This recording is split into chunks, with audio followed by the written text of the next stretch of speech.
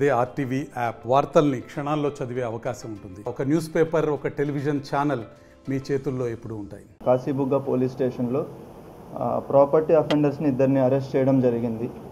So వీళ్ళ పేర్లు వచ్చి పోలా భాస్కర్ రావు, ఈయనది Manyam district Seethanagaram mandal, Jogampeta village. Second person పేరు వచ్చి ముద్దాడ నరసింగరావు, ఈయనది ఎచ్చెర్ల మండల్ శ్రీకాకుళం డిస్ట్రిక్ట్. సో వీళ్ళిద్దరూ కలిసి మన జిల్లాకు సంబంధించి పక్క జిల్లాలకు సంబంధించి ఓవరాల్గా 17 కేసెస్, 17 కేసెస్లో వీళ్ళు ప్రాపర్టీ అఫెన్సెస్ చేసిన కేసెస్లో దొరకడం జరిగింది. వీటిల్లో మనకి టోటల్గా ప్రాపర్టీ 76 తులాస్ గోల్డ్ పోయింది. డైమండ్స్కి సంబంధించి ఒక వర్త్ 5 lakhs వరకు లాస్ అయింది. సిల్వర్ కూడా మనకి ఒక 184 tolas and some cash 3.4 lakh cash amount కూడా ఈ 17 కేసెస్లో టోటల్ లాస్ ప్రాపర్టీ. సో దానికి సంబంధించి రికవరీ వచ్చి మనకి 37 తులాస్ గోల్డ్ ఒకటి, diamond bracelet and diamond locket worth ఒక 2 lakhs పైన వర్త్ ఉన్నవి ఒకటి, 20 తులాస్ సిల్వర్ రికవరీ అయింది అండ్ 25,000 క్యాష్ రికవరీ అయింది. అండ్ వీళ్ళు ఈ మనీతో పర్చేజ్ చేసిన స్కార్పియో వెహికల్ ఒకటి, అది కూడా సీజ్ చేయడం జరిగింది. ఇది కాకుండా వీళ్ళిద్దరూ మనకి శ్రీకాకుళం 1 town లిమిట్స్లో ఒక 2 బైక్ అఫెన్సెస్లో కూడా ఇన్వాల్వ్ అయి ఉన్నారు. సో ఆ బైకులు కూడా రికవరీ అవ్వడం జరిగింది. ఇంకొక కొన్ని బైక్స్ రికవరీ చేయవలసి ఉంది వీళ్ళ దగ్గర, అది కూడా చేస్తాము. అండ్ రిమైనింగ్ ప్రాపర్టీ ఏదైతే ఉందో వీళ్ళు ఎక్కడైతే ఇంకొక పర్సన్ ఎవరైతే ఉన్నారో అతన్ని మనం ఇంకా అరెస్ట్ చేయవలసిన అవసరం ఉంది.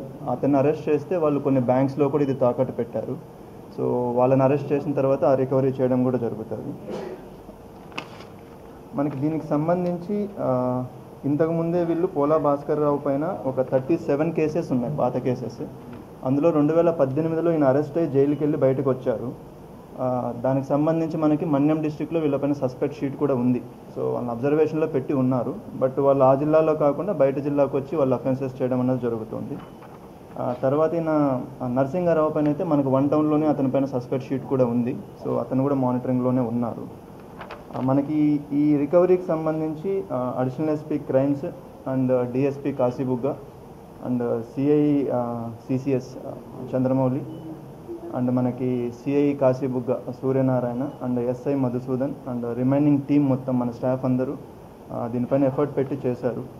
So we really thank them. And మనకి రిమైనింగ్ ప్రాపర్టీ ఏదైతే ఉందో అది కూడా ఇంకొక పర్సన్, థర్డ్ పర్సన్ ఎవరైతే ఉన్నారో ఆయన అరెస్ట్ చేసి మనం రికవరీ చేయడం అనేది జరుగుతుంది.